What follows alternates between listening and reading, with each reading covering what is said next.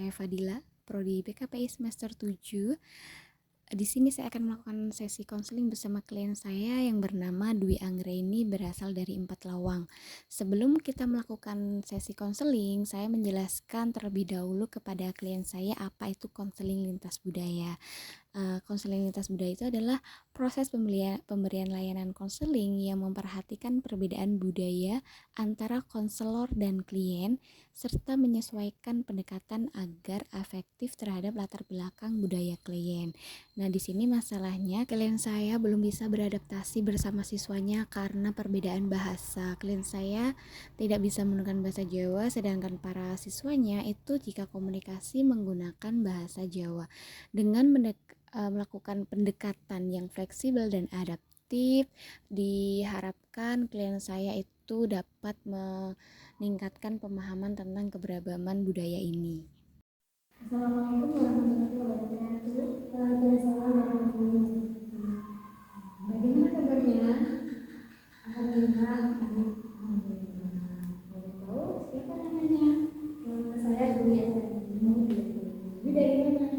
Dari Empat Lawang. Oh, Empat Lawang. Jauh ya, Empat Lawang ya. Bagaimana Dwi?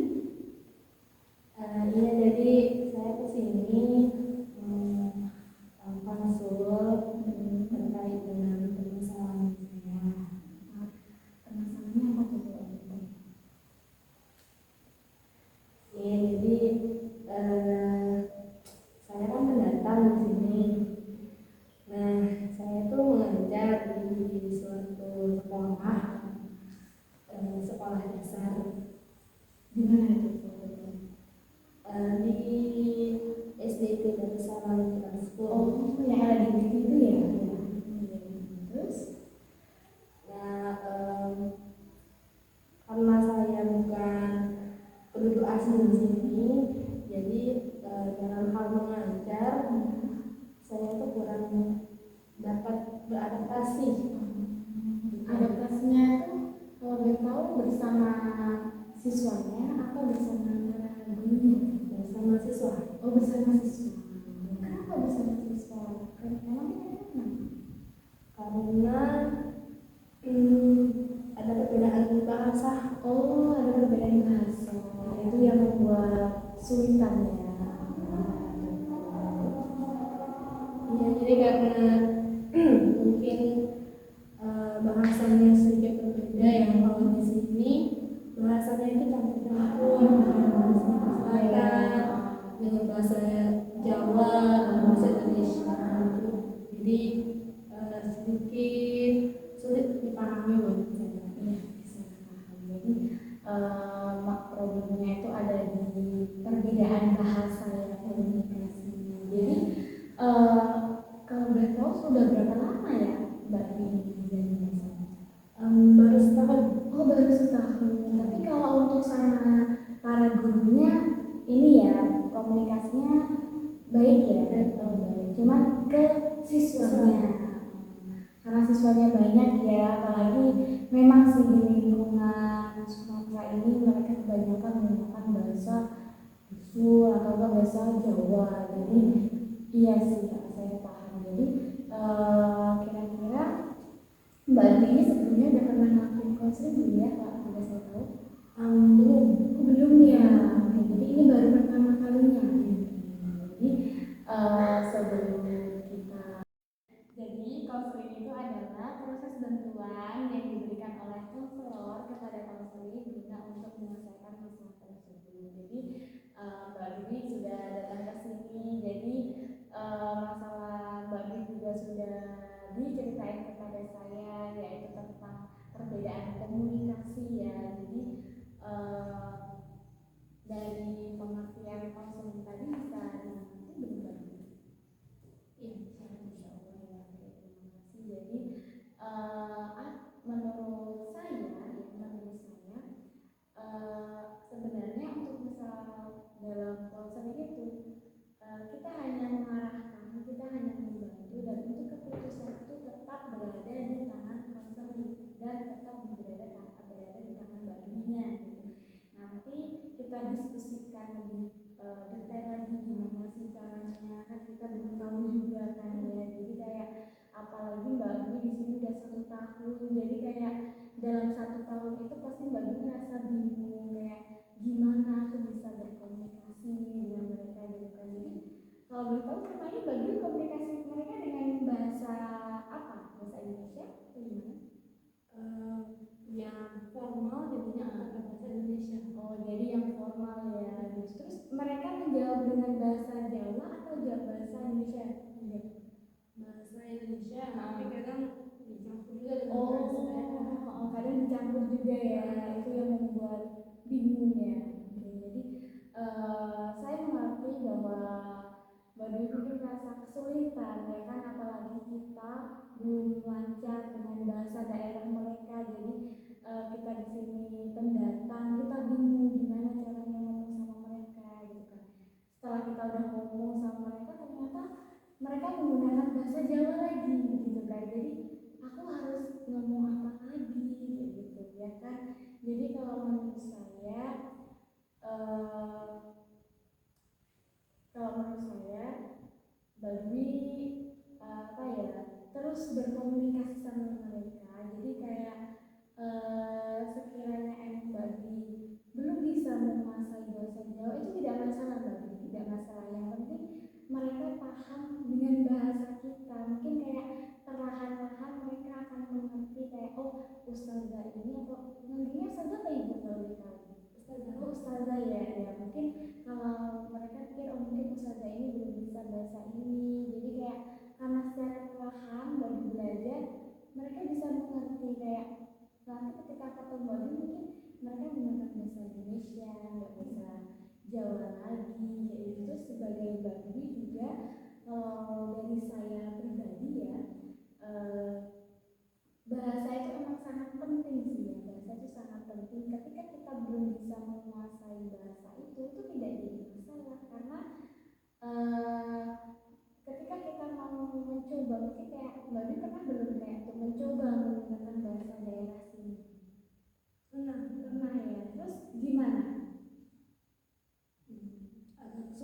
Agak kesulitan ya, mungkin karena emang itu bukan bahasa kita sehari-hari, jadi kesulitan ya, saya paham. Jadi ini merupakan tantangan besar ya bagi Mbak Dwi, apalagi Mbak Dwi sebagai pengajar ya kan di sini. Jadi menghadapi anak-anak yang banyak dengan berbeda bahasa, apalagi fullnya itu bahasa Jawa, sedangkan Mbak Dwi itu belum bisa bahasa Jawa ya, jadi itu kesulitannya gitu kan.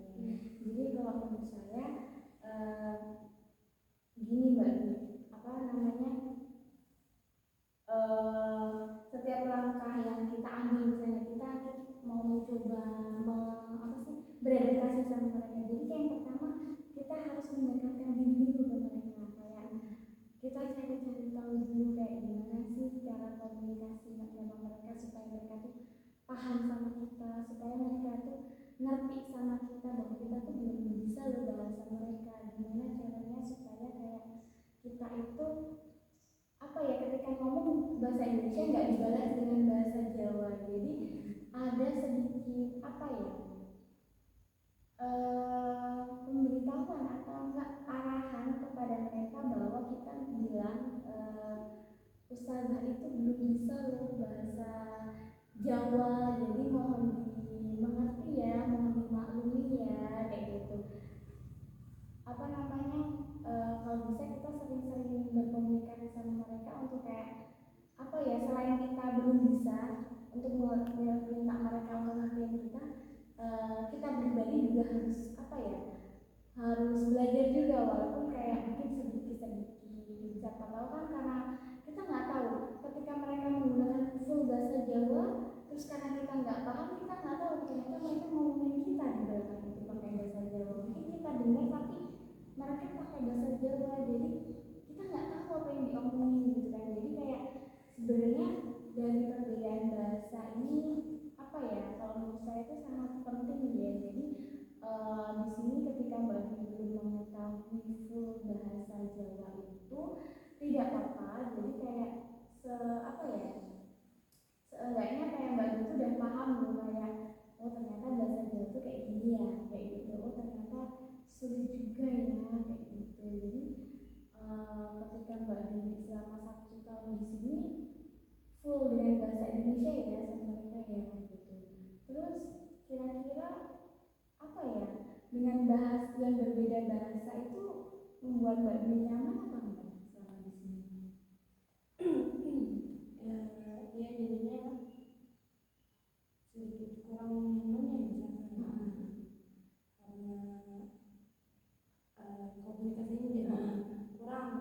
Jadi komunikasinya jadi kurang sama mereka ya karena perbedaan bahasa itu tadi ya. Jadi apa ya, kalau dari saya pribadi lagi itu jangan takut untuk mencoba hal yang baru.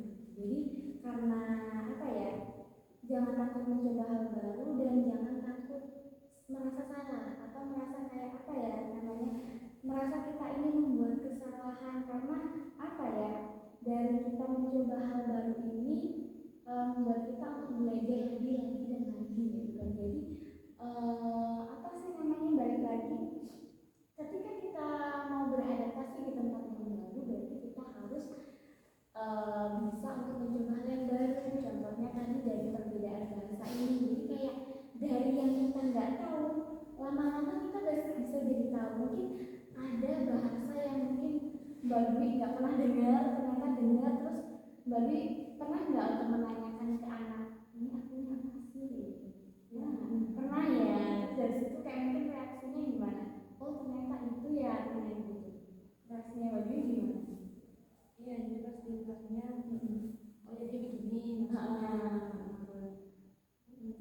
Jadi anak-anaknya juga, jadi bisa kurang paham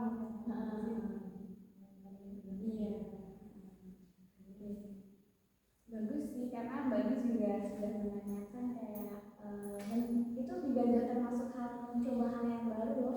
Karena Mbak Dwi berani untuk menanyakan kayak, karena Mbak Dwi nggak tahu itu bahasa apa, kayak apa sih artinya, sampai Mbak Dwi tanya ke mereka. Terus ketika Mbak Dwi tanya ternyata tahu artinya, oh ternyata itu ya, itu juga udah termasuk hal yang baru gitu loh. Jadi selama Mbak Dwi setahun di sini beradaptasinya itu, menurut saya ya yang saya lihat itu Mbak Dwi sudah bisa untuk beradaptasi sama mereka. Tapi yang jadi problemnya itu kan Mbak Dwi belum bisa full karena belum ngertiin bahasa mereka gitu kan. Kalau mungkin tanya sepatah dua patah kata oh tahu artinya, cuman ketika mereka full bahasa Jawa itu yang membuat kesulitan gitu ya kan. Jadi kayak kalau dari saya pribadi mungkin selama Mbak Dwi di sini coba untuk apa ya, mencoba hal-hal baru, apalagi beradaptasi, kayak sering-seringlah untuk berkumpul bersama mereka, kayak ngobrol sama mereka, bincang-bincang, atau mungkin setelah jam pelajaran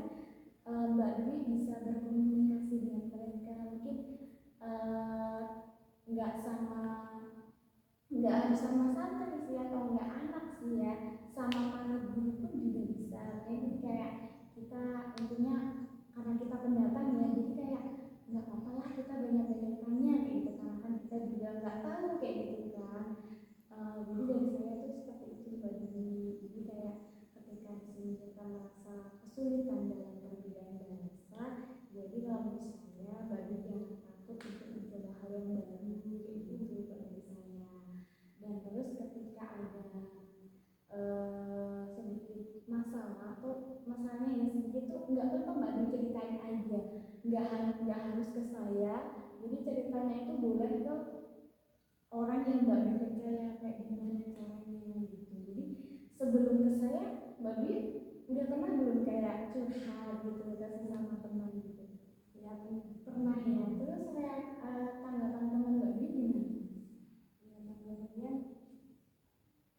coba dulu Ya, coba dulu kalau nggak paham bisa ditanya. tapi dari yang Mbak ceritakan tadi kan Mbak Dwi sudah melakukan itu ya, Mbak Dwi sudah tanya-tanya ke mereka gitu. Jadi mungkin kita belum yang apa sih maksimalnya. Jadi mungkin Mbak Dwi harus lebih mencoba hal yang baru lagi, harus lebih apa sih namanya, harus lebih pelajari lagi, kayak aku harus memahami bahasa mereka. Jadi karena kita adaptasi apa penduduk baru di sini, jadi kayak apa ya, itu menjadikan pengalaman kita nggak sih ya kan, kayak dari perbedaan bahasa ini kayak komunikasinya kayak gitu. Mungkin kayak anak mungkin keseringan menggunakan bahasa Jawa sampai lupa bahasa Indonesia kayak gitu. Jadi kayak menurut saya kayak itu sebenarnya nggak apa-apa sih Mbak Dini, karena beradaptasi itu nggak harus kayak sehari kita langsung bisa, itu enggak. Jadi kayak kita butuh waktu gitu, kita butuh waktu untuk bisa ada itu ya gitu. Kalau mau diangkat dulu boleh. Halo.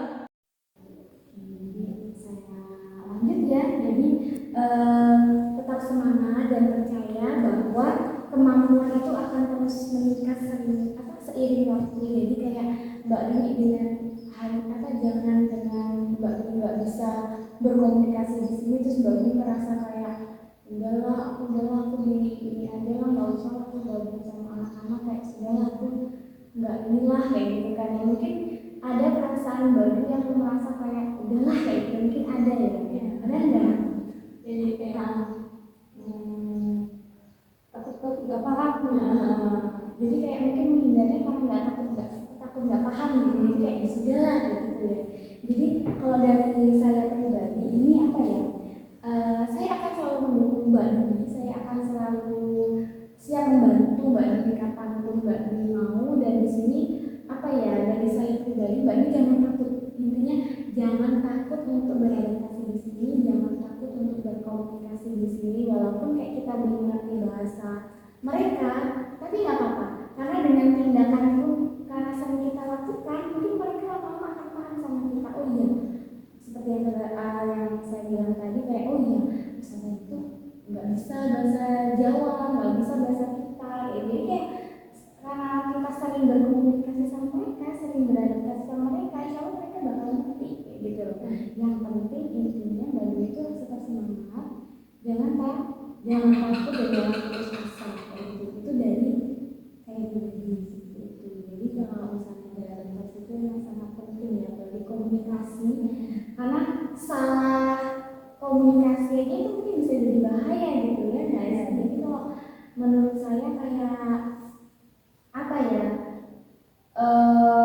di sini pokoknya saya pribadi itu selalu mendukung Mbak Dini kapanpun Mbak Dini butuhkan. Jadi nanti saya mau melihat mungkin beberapa minggu ya ke depannya, kalau misalnya Mbak Dini bisa datang ke sini lagi, itu diperbolehkan. Mungkin kayak saya mau mengetahui pengembangan Mbak Dini gimana sih beradaptasinya itu kira-kira dari peningkatan dulu, walaupun ketika Mbak Dini cerita itu sudah ada peningkatan loh Mbak Dini, kayak Masya Allah bagus, cuma mungkin kayak gimana sih ngungkapin ke mereka gitu ya kan, kayak aku nggak bisa gitu kan. Jadi kayak kalau di saya kayak jangan takut untuk mencoba hal yang baru kayak gitu. Jadi kayak nggak apa-apa terus beradaptasi sama mereka. Mungkin kalau di tempatku lo kayak gini gitu, ternyata di sini kayak gini ya, ternyata berbeda. Jadi dari perbedaan bahasa itu bisa kita simpulkan kayak oh ternyata ini ya apa sih namanya, bahasa tuh nggak cuma itu aja, ternyata banyak ya. Oh ternyata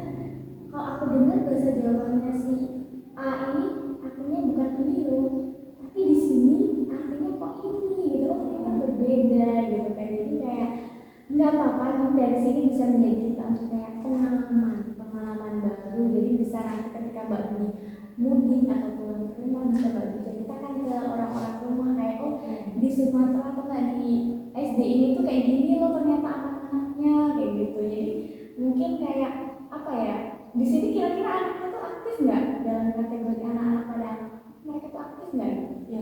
Aktif ya gitu. Mereka kira-kira sering tanya nggak sih ketika di kelas atau nggak di luar kelas?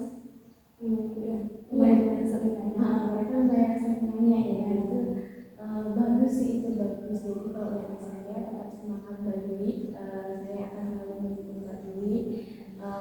Apa ya, itu tadi saran dari saya, intinya Mbak Dwi tetap semangat, jangan mudah menyerah dari beradaptasi ini. Semoga nanti kedepannya kita bisa lebih apa ya, kita bisa lebih lagi berkomunikasi dengan baik bersama mereka. Dengan cara apa? Kita mendekatkan diri kepada mereka. Kita harus bisa apa ya, harus berbaur sama mereka gimana caranya kayak gitu kan. Karena itu ada tanda diri kita, gimana cara kita mendekatkan diri ke mereka, menanyakan apa ya, aku pengen komunikasiku baik sama mereka, berarti itu datang datang dari diri kita. Jadi kalau misalnya nanti Mbak Dwi, karena kan dari tadi apa Mbak Dwi ceritain tadi kayak karena mereka beda bahasa ya sama kita, jadi kayak oh ya sudahlah gitu, aku kayak oh ya sudahlah gitu. Cuma sekarang coba di ganti dengan hal yang baru ketika mereka ikut kayak mereka ngobrol, ketika mereka lagi kumpul, coba sesekali kita ikut kayak karena kita penasaran ya, kita pengen tahu oh, ternyata obrolan mereka seperti itu. Mungkin dari obrolan itu kita bisa jadi tahu kayak oh ternyata seperti itu kayak gitu. Itu dari sana. Mungkin seperti tadi ya. Terima kasih Mbak. Iya, saya juga berterima kasih kepada Mbak Dwi ya. Nanti kalau bisa kita tetap komunikasi. Jadi kayak apa ya supaya kita ada perkembangan juga di mana. Jadi kayak mungkin 1 tahun itu lama loh, ya kan? Apalagi selama 1 tahun kemarin mungkin Mbak Dwi merasa bingung, gelisah dan kayak mungkin sebagainya lah gitu. Jadi nanti kedepannya apa sih gimana caranya supaya Mbak Dwi nggak seperti itu lagi, pokoknya apa sih namanya sering-sering berkomunikasi, jadi kayak jangan takut untuk bertanya dalam menjawab seperti yang bisa tadi. Mati enggak? Assalamualaikum warahmatullahi wabarakatuh. Waalaikumsalam.